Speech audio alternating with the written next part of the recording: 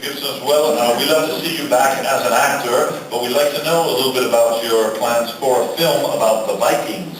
The rumor has it that you are learning Nordic language, ancient Nordic language, and the same script writer as this film is involved as well. So can you tell us a little bit about that project?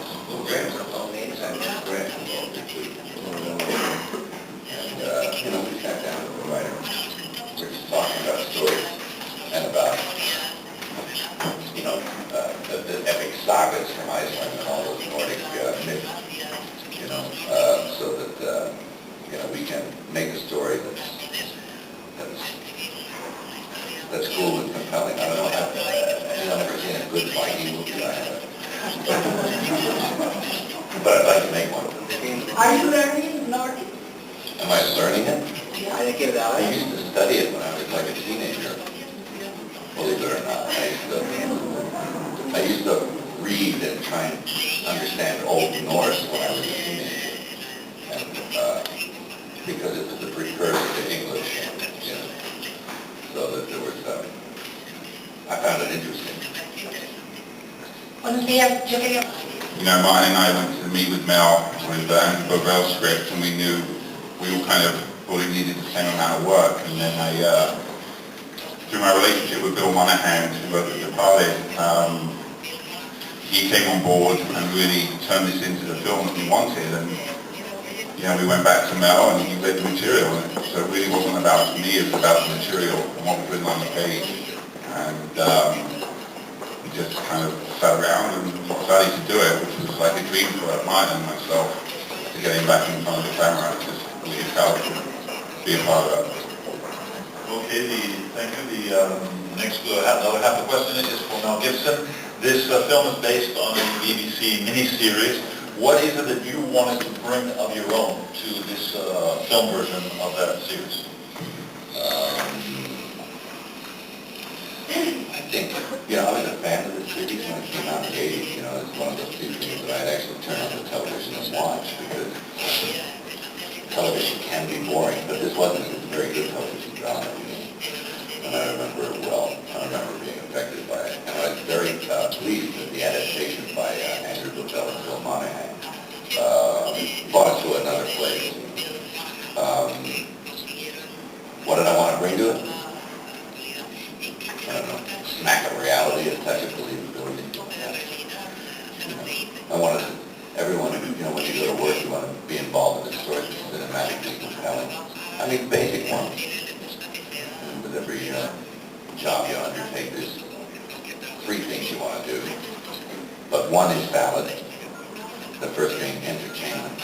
You entertain, that's valid. If you entertain and educate, that's a little better. And if you entertain, educate, and elevate, that's even better. So, hopefully we've managed to touch at least those three areas here with this.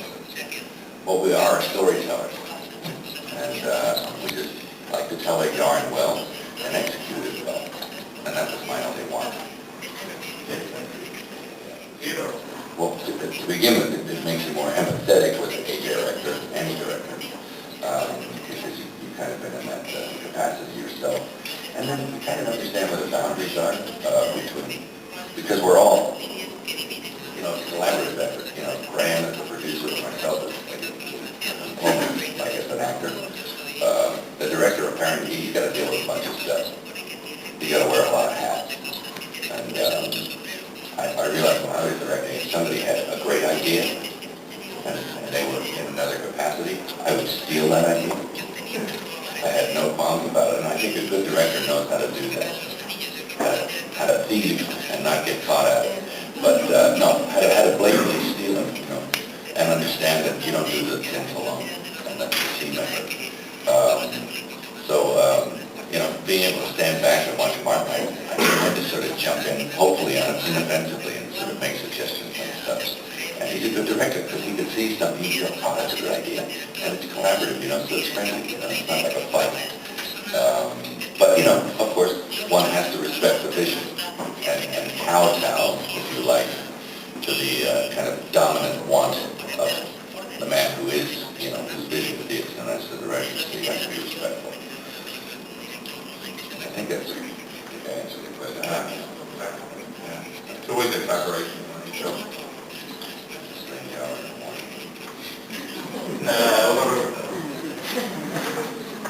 Were those lines introduced by yourself, or were they already in the script?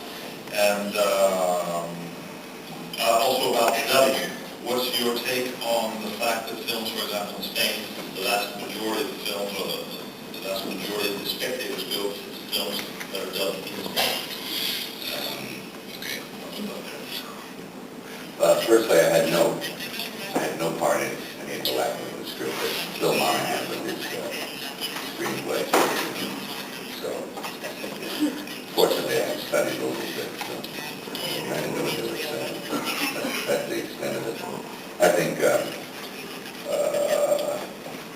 for me, I find it effective to be able to go to even an original or even a language that's not used anymore. I find that it helps. It aids in the reality of what you're doing. And it takes away from your immediate understanding of the vernacular of your ears, so you have to use more your other senses to apprehend the film, so, that's a device, I think, for me, for reality and stuff. But dubbing pictures, hey, I'm glad somebody does it. I personally don't like watching foreign, like film comes from Spain or it comes from Germany or France. I would prefer to watch it in its own language and like read it, because that for me is just, I think it's better.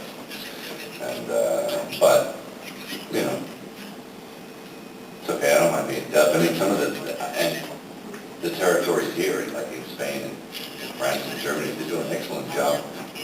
Even if it's me, I'm watching somebody else talking in their own language, I think it's a really good job. But they've had to become very good at it over the years. I think they're better at it than we are. So, anyway, you get the message across.